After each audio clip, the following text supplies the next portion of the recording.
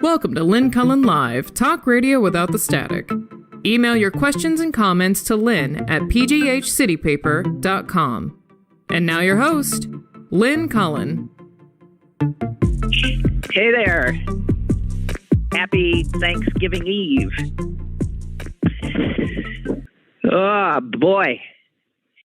I just saw something that was so bizarre. God, I don't like it. I was awakened very early this morning by leaf blowers. They were in my mother's yard, and she's got a big one. And I've been noticing around here that what everybody does is they blow their leaves. I didn't see one rake the whole time I was here. They blow their leaves to the street. Not quite the street. It's clear they've been told you keep it at the edge of your lawn and don't put it in the street. And then I saw what happens next, just a minute ago. This huge truck that looked like an oversized garbage truck comes by, and it has this robotic, huge vacuum, I guess. This big, round, robotic thing, and it just starts sucking up every leaf. That's the city does that. I sure as hell hope they do something ecologically sound with all of those leaves. And my mother's yard is now pristine. There is not a leaf to be found. And she said, I like it like that. Well, it's insane. I'm looking out the window now, and everything, you wouldn't know there was a leaf in the neighborhood. It's insane. Guys, just insane. When I think of the things I want my government to do for me, and where my tax dollars should go, a huge truck with this robotic, scary looking. It was flexible and it moved around like some strange monster. A vehicle like that, designed to, for one time in the year, come out and vacuum leaves, is like so not what I would want my tax dollars to go. I'm just saying, I am such a obvious outlier. I guess I always have been. But God, people are nuts. Excuse me. Okay, there. I'll stop, because I know I've done this particular rant so often, but okay, stop.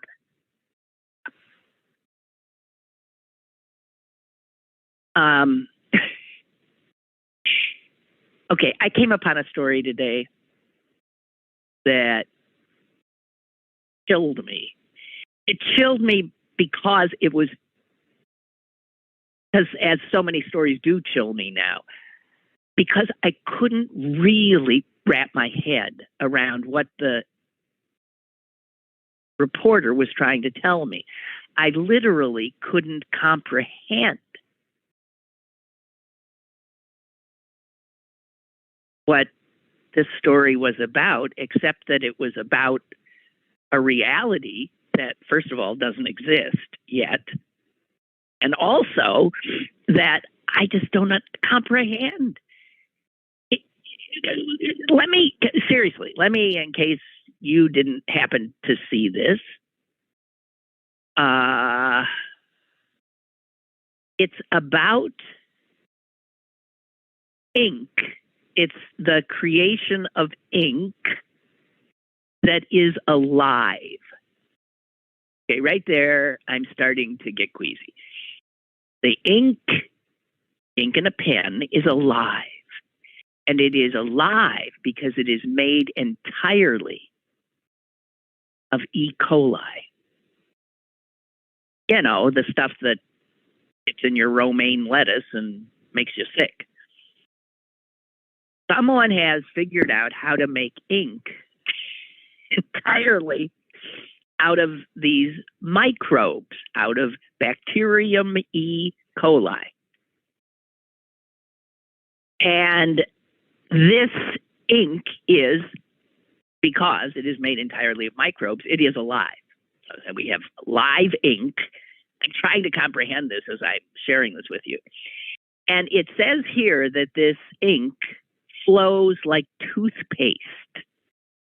So it's not like from a pen. It flows like toothpaste under pressure and can be then put in a printer, a 3D printer, and made into various shapes, squares, circles, cones. And after the ink is made into these shapes, it holds the form and glistens as sort of like little things of jello, but it's alive. And this is all something that came out of a science, I don't know, it's a published research paper. It's in the early stages.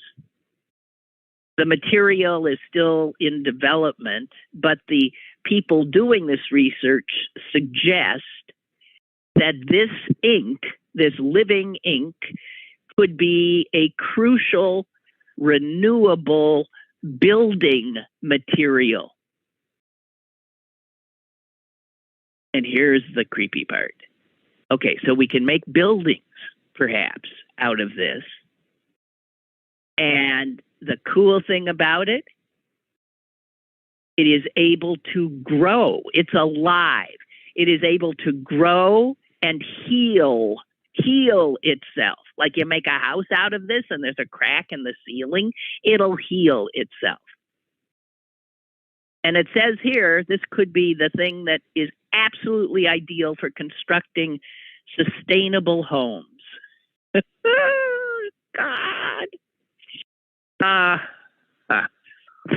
Just telling you, you could be living in a if you live a long life, you could find yourself in a house that glistens like jello, made out of E. coli, and it's alive. I'm just saying. Oh my God. And then they go on to explain how they do it, but it's made totally from E. coli. Why would they? Well, never mind. It doesn't matter. But it says here bacteria, like E. coli, might seem to be an unconventional thing to build a house with. But the reality is, we know, the reality is that these kind of living things, microbes, are a component of products we use all the time, such as perfumes, vitamins. And science has already figured out how to engineer microbes to produce like biodegradable plastic. Oh, and here's again what I say about science. They never think of, they're like optimists, right? They're constant optimists. Like, wow, look what you can do with this. You know, you see a frightening piece of poisonous jello, and a scientist sees a house. And so here's one of the scientists. Imagine creating buildings that will heal themselves. Oh my God. So I think this is a long way from happening, but they're not right now. Nowhere in this article does it say, of course, Dr. So-and-so pondered, I wonder what could go wrong. I mean, that's never part of it.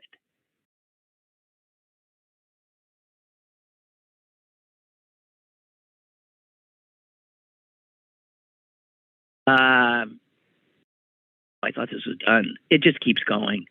Anyway, it was in the New York Times if you want to creep yourself out, or if you're the type who understands this stuff. And here's one of them saying it's hard to project into the future, but given the pace in this area of research, the future looks very bright. Oh my God.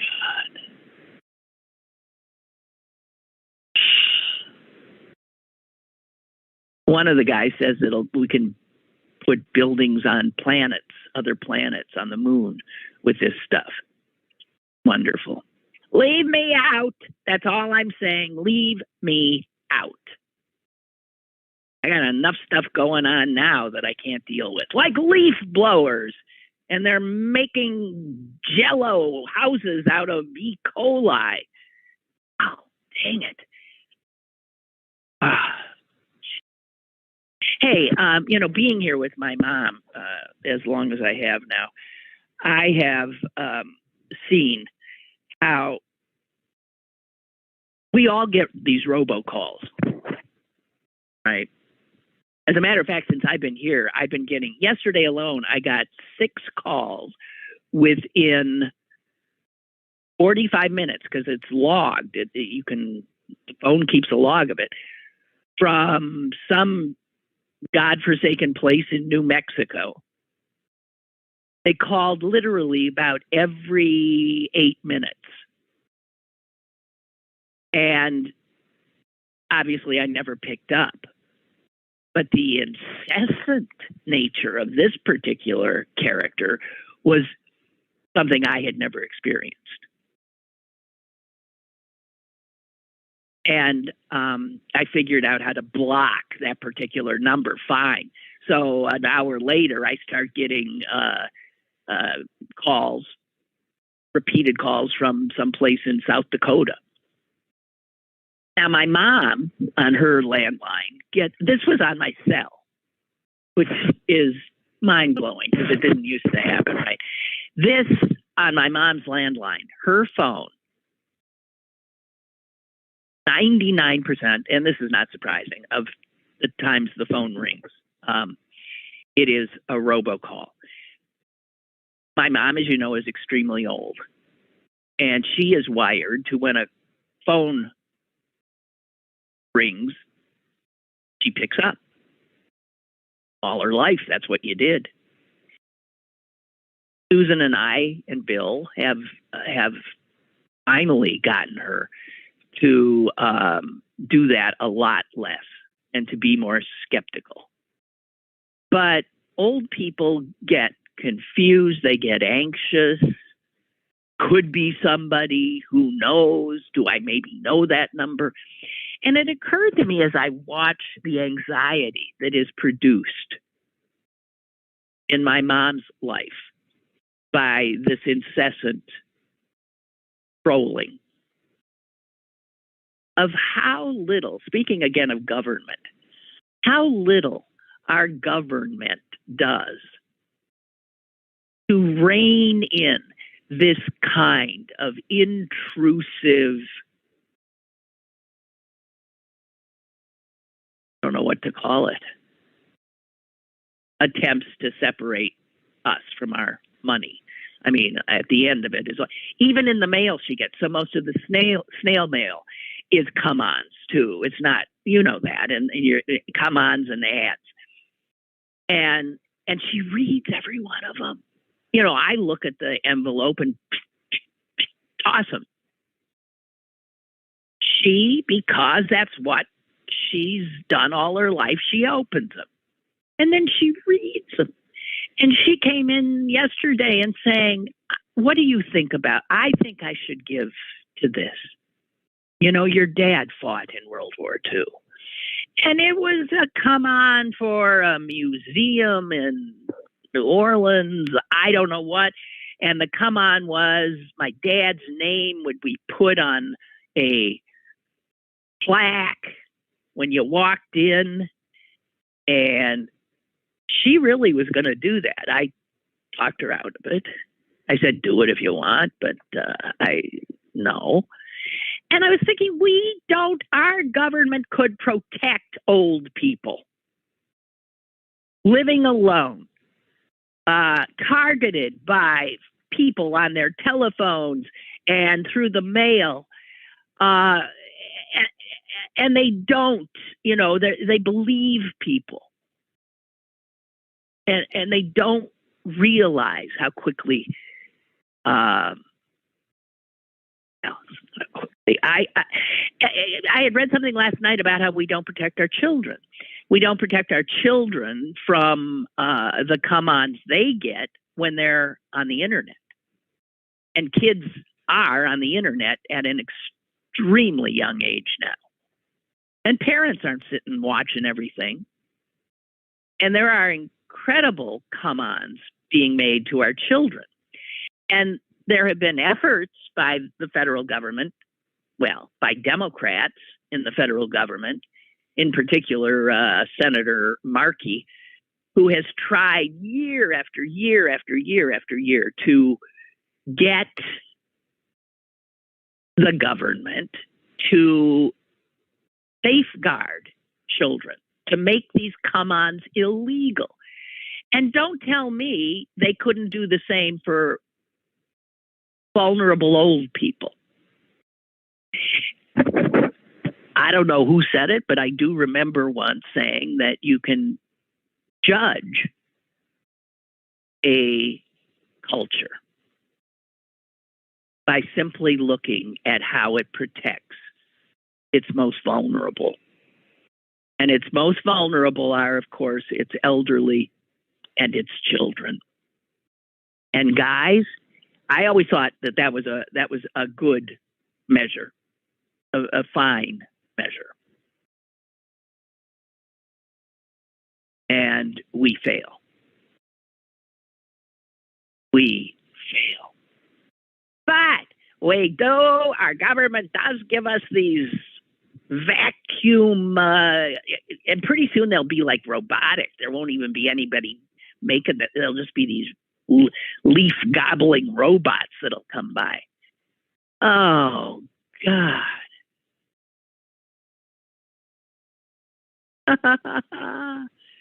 John wonders, so can I finally eat the lead-based paint that is now flaking off my attic windows?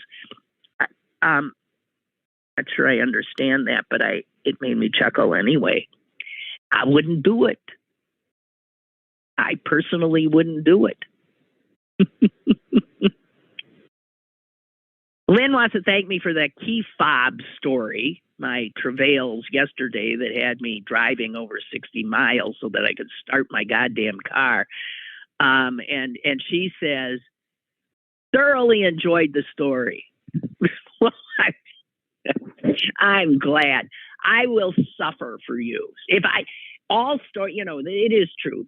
The best stories are usually made of somebody else's pain and suffering. She says she's had her Chrysler van for 10 years and had no idea that there was a key. There was a key hidden inside that key fob.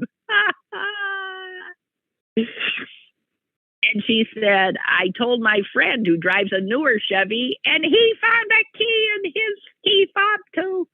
I am so glad. See how informational this show is? I like to think that every once in a while I say something here that is beneficial. That's a riot. Oh, gosh.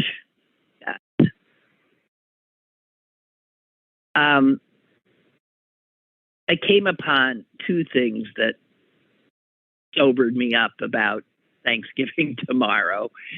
One was a recipe for cranberry and pickle pie. I kid you not. There's even a beautiful picture of it.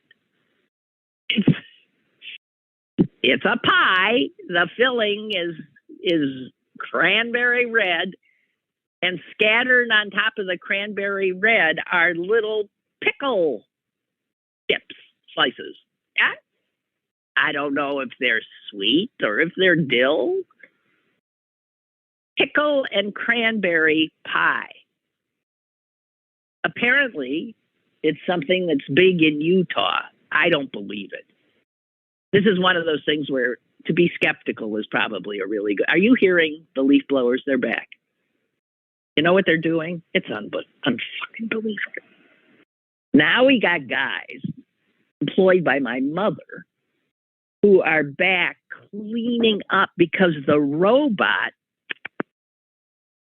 left 2 or 3 little leaves there on the edges. And there is literally, and my mom gets ecstatic looking out at this leafless green expanse. I'm happy for her. For the world, I'm not so sure. I'm sorry if you can hear it. Maybe you can't.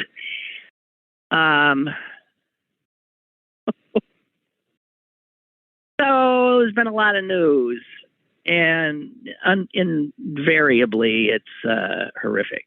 Okay, so the cranberry and pickle pie was one of the things that gave me pause. Somebody suggested that they recall that back in the day, I used to do maybe even an entire show where people argued about how to cook a turkey. As a matter of fact, for years, every Wednesday before Thanksgiving, I would have as a guest the butterball turkey lady. Actually, I figured out later that there were a lot of butterball turkey ladies, because there's no way that this one lady could have done all the interviews on all the damn shows. But the butterball turkey lady would answer everybody's questions. And, it would yield. We could get into a fight that lasted for a half, not with the butterball. You never fight with the butterball turkey lady. But we would fight amongst ourselves about cranberry sauce, stuffing, side dishes, whether marshmallows should ever be seen at a Thanksgiving dinner table, things like that. And it was fun. I mean, I always enjoyed it. And somebody suggested that I do that again this year, but I can't, because that worked when I was on radio, because in real time, thousands of people were listening. I don't have in real, like right now, thousands aren't listening to me.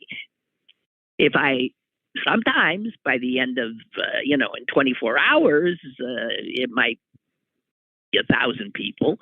But if you're not listening in real time, you can't call up.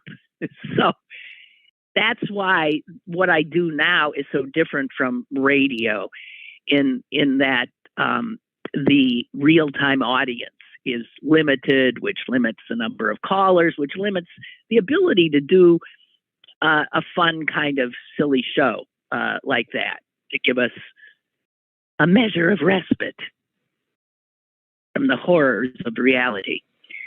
And that's why I don't think I'll be able to do that. I did bring you a cranberry and pickle pie. In my family, I think the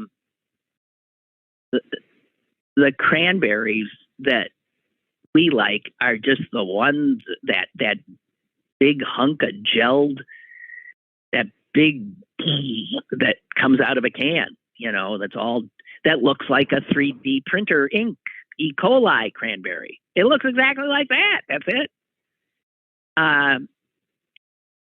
You know what?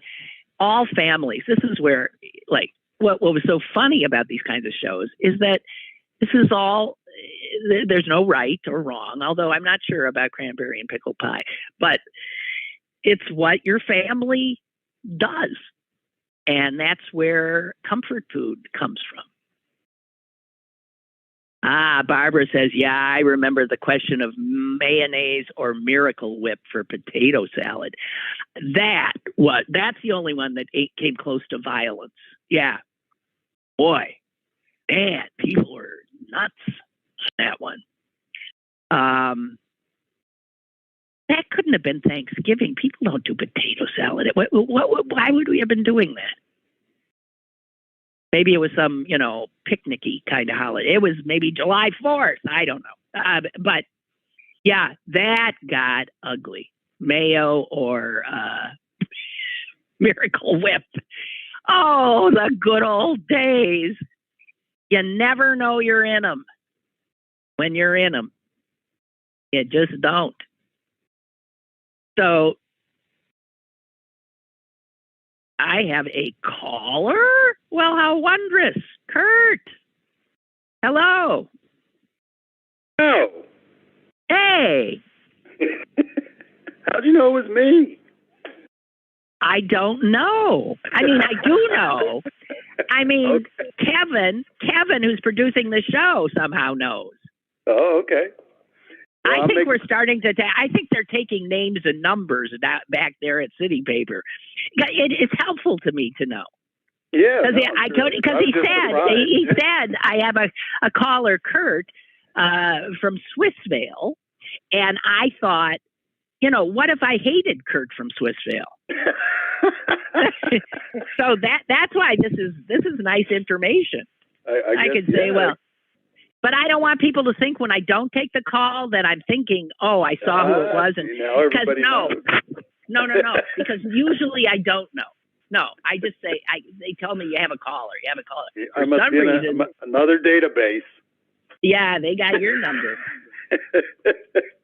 All right, what's up? Oh, I don't know. I just thought I'd call. I'm making cranberry sauce as we speak, and I'm not doing it. I'm actually making it from scratch, and I do remember your Butterball shows. They were always kind of fun to listen to. They were just silly. But they were stupid. I know. I love them. But they were a good thing to do on Wednesday when you're getting ready for the next day. It was perfect. But so you're responsible for doing some of the cooking for this feast. I'm cooking it all. I got a fresh turkey down at Woolies. I got my cranberry sauce, and I'm very traditional and boring. I make the French green bean casserole. I'm making pumpkin pies with the Libby recipe. I'm making a corn souffle with cream corn, baked corn, and eggs. And that sounds good. Yeah, I got my mother-in-law making candied yams. So it's yum. Very that sounds wonderful. that sounds so good. It really It is, and it's nice. It makes it easier for me because I don't have to think.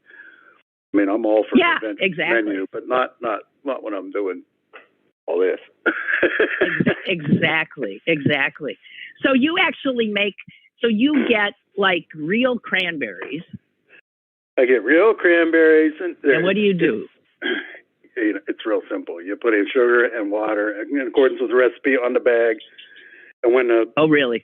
And you cook them, you kind of simmer them, and when they all pop, and it's kind of fun. You can hear them pop because the skin pops as they get hot. And when they're all popped, it kind of gels up a little bit, and then you just put it in the fridge and you're done. I mean, it's like making a soft-boiled egg. It's about as easy as it gets.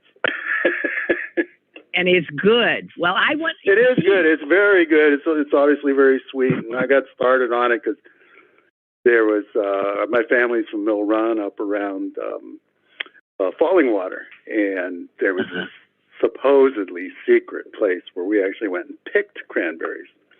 But it's right next to Cranberry Lake. I can't imagine it's any big secret, but there's a place where wild cranberries grow up there near Cranberry Great Lake, and we would pick them, and so it made it kind of special that we picked our own cranberries in the wild. And I always thought that cranberries, a lot of cranberries come from Wisconsin, actually. And I think they like, a wetland. I think they grow in bogs. right? Yeah. If they're farming them, they grow in bogs. This was just sort of a meadow. And they're very close to the ground, so you got to crawl around on your hands and knees and pick them. I bet. Yeah. But it's fun. So, all this is wonderful information. Are you working as we speak? I am stirring the pot as we speak. But I really called because your story about the E.coli house gave me this image of David Byrne and the Talking Heads. You know them? And yeah, sure. And the song, "This Is Not My Beautiful House." I was just imagining him standing in front of this house made of shit singing that song. Oh, gosh, what a world. What a wild. Hey, and I want to tell you, too. Well, go ahead. Go ahead. No, go ahead. Go ahead. I had the same issue with my mother years ago. She wanted to give to everybody, and fortunately, she only gave in small amounts that she could well afford. But I finally told her, I said, now, I have no great fondness for the Catholic Church, but if you want to give to somebody, just give all your money to them. At least they're not crooked. Because I showed her a few that were crooked. Well, what? Not, all it'll go to is paying off sexual assault victims. Well, not the kind of crooked that you were talking about. Okay, not that crooked. Where it's not going to anything. I know. Well, that's what I said. I have no great fondness, but let me say legitimate, whether they're flawed or not. I got you. So she though, I was thinking the other things after I hit the cranberry and pickle pie, that I saw a tweet from a woman, and here's what she said, and I can't even imagine this. Today, I'm going to meet my mother for the first time since I transitioned. Oh. Anxiety dialed up to 12, but being at home with family feels like the last bit of unfinished business in my coming out. And I'm thinking how when families get together for Thanksgiving, there's a lot of fraught stuff because of the political stuff. But imagine this. This is a person who's coming as a woman to meet her, for her mom to meet her for the first time. Well, hopefully it's not a surprise to everybody. Well, that's true. I mean, it didn't occur to me that she's just going to show up. I mean, that they didn't know. Yeah. But who knows? Yeah. I mean, there are people. They go sit down and watch Jeopardy together for a learning experience. Hey, yeah. So the Jeopardy, recent winner on Jeopardy was a trans woman. She's still champion. She's up to like 6 games and a couple $100,000, and she's doing very well. Yeah. And is it a big deal? Like, have they talked about the fact that she's trans? How did that get out? What is that? Why is that? I haven't noticed it talked about on the show. It was a local, it was a Facebook kind of group post where the trans folks were celebrating that she was champion. She's not the first. They've had other trans players. I think she's just the first one to do so well. to do so well. Okay. Yeah. Geez. Had a few others, I haven't been watching Jeopardy since I've been here. So, okay. Hey, Kurt, thank you for calling. I love it. I do have one more thing, which is something for you. I got a while back when I got rid of my landline, something called a Magic Jack, which is very old technology, and people who know how to use Google Phone and things like that don't bother with it. But it's like $30 a year, and you plug it into your internet, and it gives you phone service, and you can keep your old number and all that. But the amazing thing it does is you can, and I didn't know this when I got it. I was just getting rid of it to get out of cable because we're strictly antenna and Wi-Fi here. But what it has, and this might be available other ways if you talk to people that are it plays a little message when you call the house. It says basically, if you're a human being, press a certain number, and it randomizes the number from 1 to 9, and you press 3, and then you get through. And if you're not a human, You can't. Wow. You can't figure that out. So we went from 10 calls an hour to 0 because there's like 2 people that actually call our landlines, and now the phone is quiet. Whoa! So that's something you put on the landline? Yeah, I don't understand it already. Well, there's voice over internet protocol. So this is a little device that you plug into your computer, and then you plug your phone into the device. So it puts your phone onto the internet is what it does. You're not using the copper system anymore, which is probably what you have if you have cable anyway. But so that's what it does, and there's a setting where you can ask it to do that. And I thought, wow, this is great.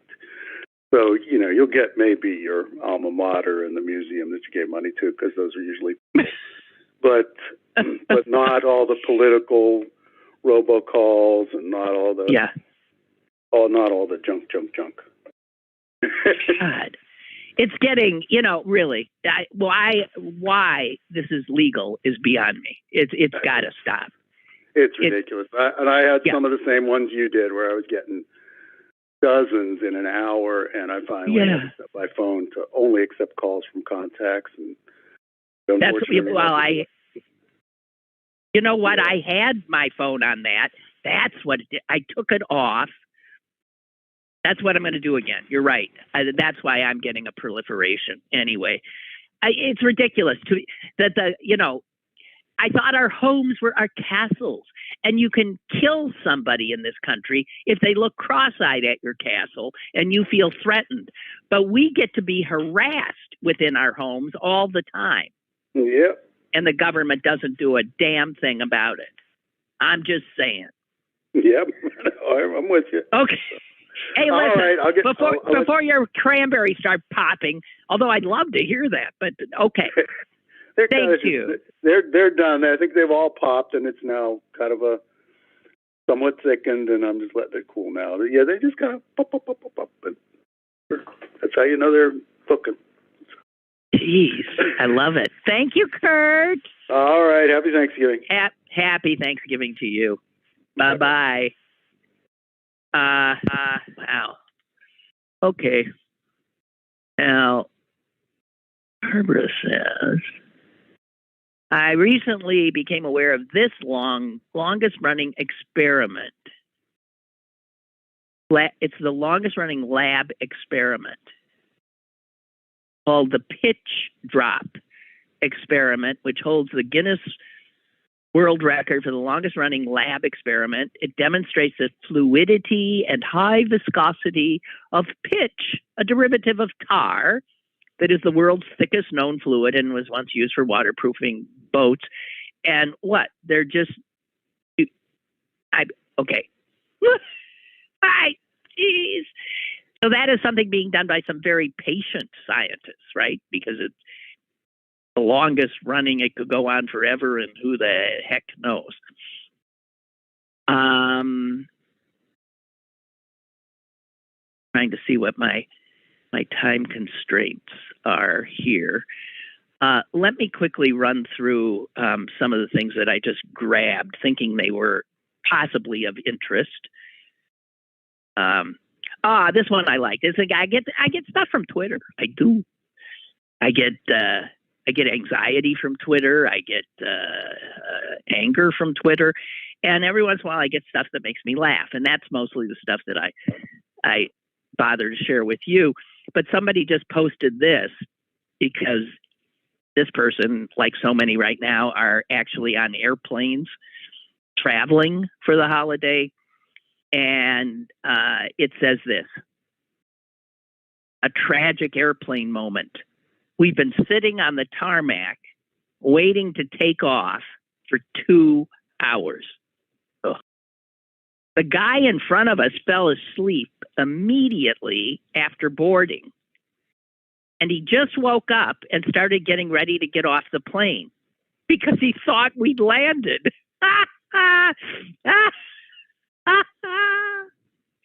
Oh, God. He says, my wife broke the news to him. Yeah, I know you had a nice 2 hours sleep, but believe me, we're still where we were when you fell asleep. Oh, God. I thought that was funny for the people. Here's something, too, that I enjoyed reading about. Too bad you don't live in Ontario, if, in fact, you like pot, because it turns out that Uber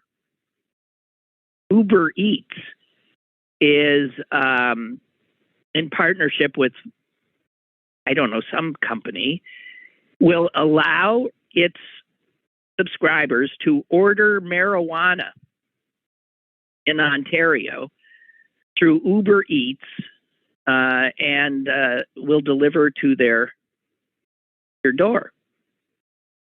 Pretty cool.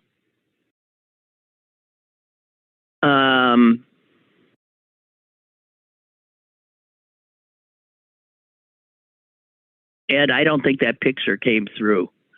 I don't know exactly. I'm getting a blank. That's probably my computer, but it didn't come through. I'm sorry. Thank you for it anyway. I want to note that one of our listeners, Bree, in Malaysia, is getting his booster today. He let us know. And listen to this. He's in a country in Asia, Malaysia, where almost 96% of the adult population is fully vaccinated. Now, see, we are so nowhere near that, nor will we ever be. And we got a surge going, and everybody's acting like it's over, and I don't get anything. And I think I'm going to go to Malaysia. Never had a sense of wanting to go to Malaysia in my life, but they must be more sane there than we are here.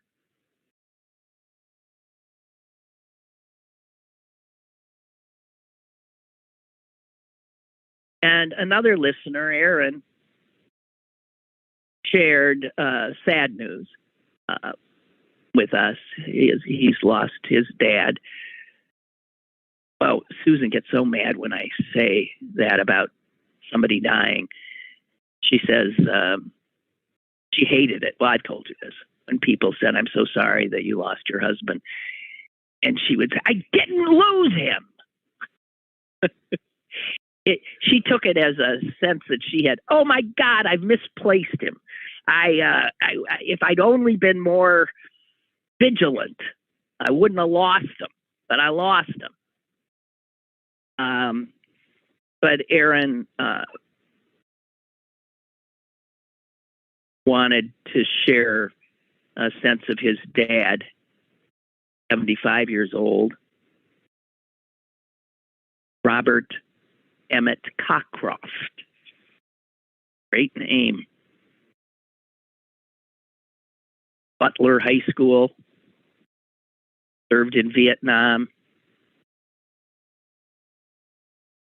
And a proud veteran. And he was a talk show listener. So he told me that his dad used to listen to me.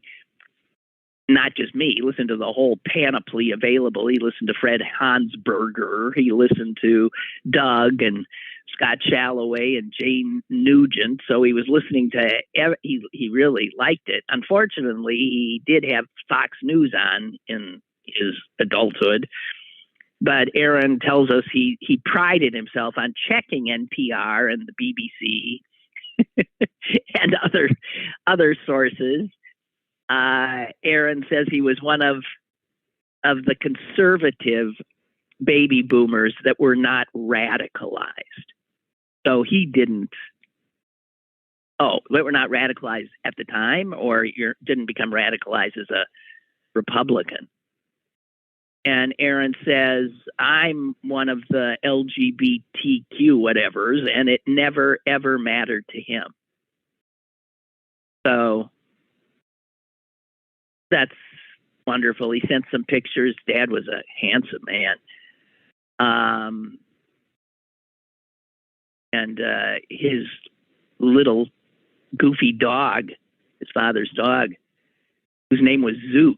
And then his name is Zeus, and I saw a picture of him. He's this tiny little thing, so that's funny. Anyway, he hoped I would share a little bit of the obit, and I will. I will share this. I don't have any other obits today. He was a friend to everyone he met, could always be counted on to bring cheer to anyone's day with his bright smile and charm. There was nothing he couldn't accomplish through hard work and determination. He was able to repair anything, from broken cars to broken hearts, everything in between. He shared skills and knowledge with his friends and family and was truly a mentor by nature. He was a true sailor, a great human being, and an even better pap. Well, I'm sorry you lost him. I'm glad I was able to give him some airtime. Robert Emmett Cockcroft, who I obviously failed to make into a liberal if he listened to me, but Aaron says he liked me anyway. Aw, jeez. Life stuff. Also want to get in here. I'm sorry, I'm all over the place now. This is like, I feel like that thing that just hosed up all the leaves outside. I'm just sort of like vacuuming up all. I shouldn't have made that noise. It made me cough. Jeez. Okay. Just want to mention this because I think it's so cool.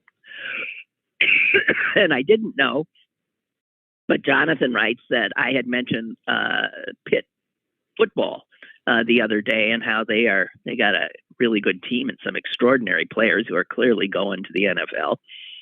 And Jonathan wanted me to give a shout out to the Pitt women's volleyball team. They're ranked number 3 in the nation. They're 24-2. And today they're playing the number 1 team, which is Louisville. So send out some good vibes to the Pitt women. Number 3 playing number 1. Number 1's undefeated. Anyway, he says they're terrific athletes and really, really good. Wishes everybody a happy Thanksgiving too. A few things I saw that I was glad to see. That at this trial, civil trial in Ohio, where, I mean, I'm sure you know, a number of cities and states and counties have brought lawsuits against the opioid makers, and in some cases have brought cases against the drugstores that did nothing when they saw this, lines outside and people filling and refilling and filling, specifically OxyContin, but others as well. And those drugstores just pocketed the money, although they had to know. It had to raise every red flag that something was amiss. And I was thrilled to see that a federal jury in Cleveland yesterday decided that CVS, Walmart, and Walgreens substantially contributed to the crisis of opioid overdoses and deaths. CVS, Walmart, and Walgreens. I wish this were a criminal trial because they're saying they killed people. But this is the first time that in this opioid unbelievable story that is still continuing, this is the first time that the pharmacies have been found liable. And because this was brought just by 2 counties in Ohio, I'm not sure which ones, a judge will now, with a guilty verdict, will determine how much Walgreens, CVS, and Walmart have to pay to those counties. So it says this is the first verdict from a jury in an opioid case. And a lot of these other cases in the past have not been successful.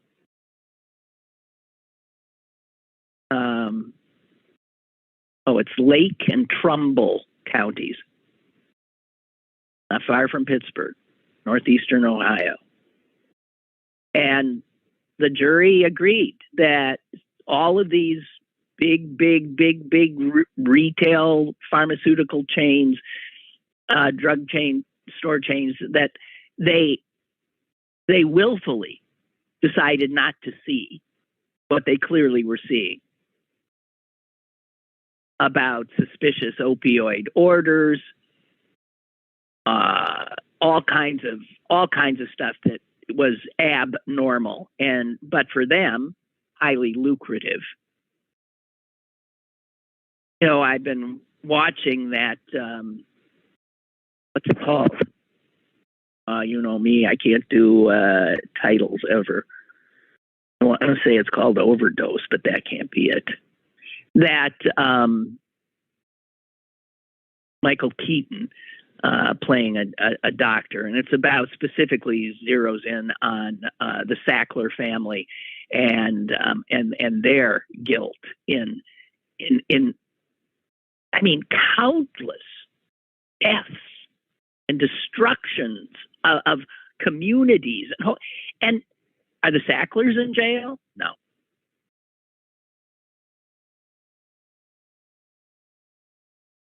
Wow.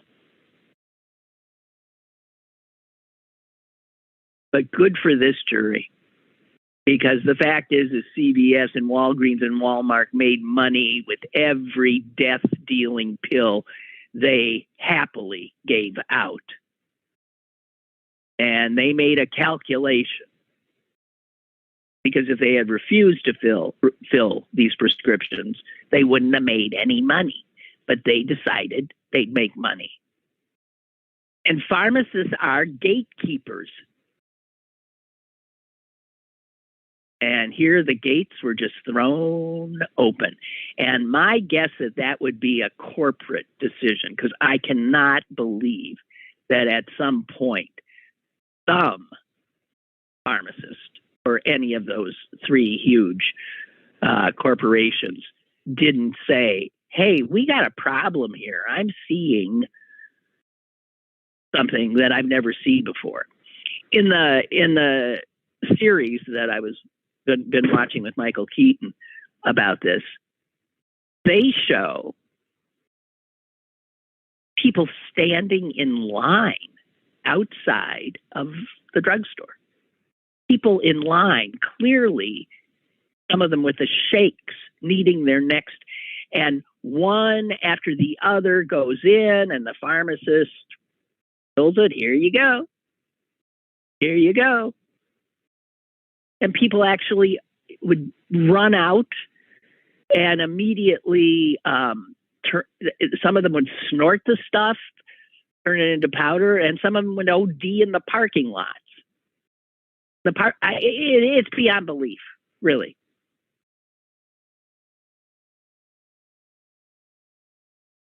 Oh, wow. Ed's pictures just came through. Oh, my God, is that beautiful. It's somebody who has taken the leaves that have fallen in their yard and raked them or formed them into like beautiful art.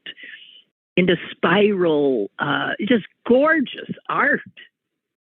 Now, you'd have to be willing to see it blow away, because it would, but what a delightful, joyous, wondrous thing that is.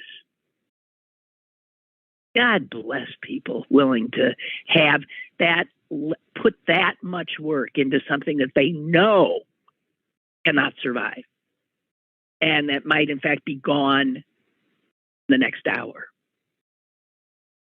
It's like those amazing sand sculptures that some people do and then immediately let go. Is that a very sort of Buddhist kind of thing to do, a Zen kind of thing to do? I don't know. Oh God, those are beautiful, Ed. Thank you for trying again to get those through to me. Gosh, that was beautiful. Just beautiful. Wow. Yeah, and it ain't gonna last. That's okay. Love it. Love it. I saw a headline in the Pittsburgh paper today that said, "Unite the right to pay $26 million in damages." Now, I just finished a story about another jury in regard to the opioid crisis. And it is true that CVS and Walgreens and Walmart have the money, whatever that money will be, and they're going to have to pay up. But this headline is wrong, because unite the right, the fascists, the unbelievable white nationalists, anti-Semites, despicable human beings. Oh, I'm sorry, very fine people, according to our last president.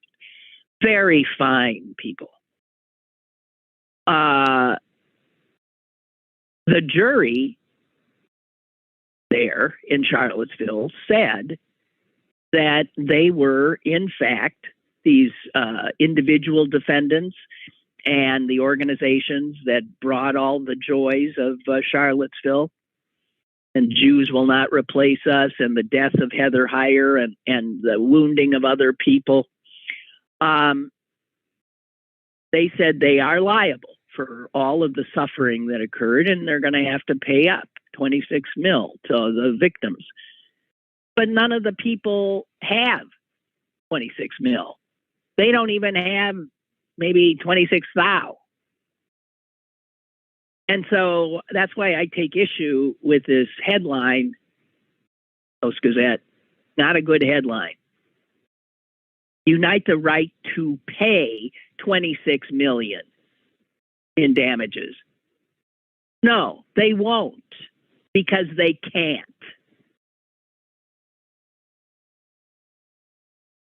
And that's why this is it's a victory, because they've been held liable. But none of those people has that money. In fact, some of them are flat out destitute, as they should be. They're a bunch of losers.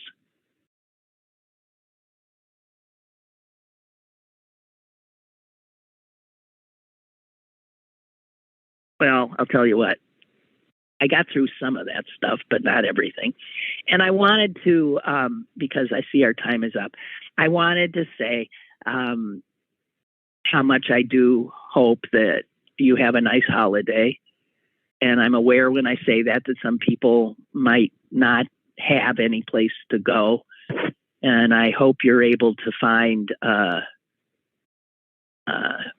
solace and joy in something, whether a book or a bird singing outside your window. I wish you a good holiday, all of you. And I will be back in Pittsburgh on Monday. Everything goes as planned. And I'll probably be pretty exhausted and gibbering, but we'll be back home on Monday, and I'll look forward to that. So have a good one, and a safe one. Be smart. Keep being smart. I know you're smart, as you listen to me. Okay, I love you all. Bye-bye.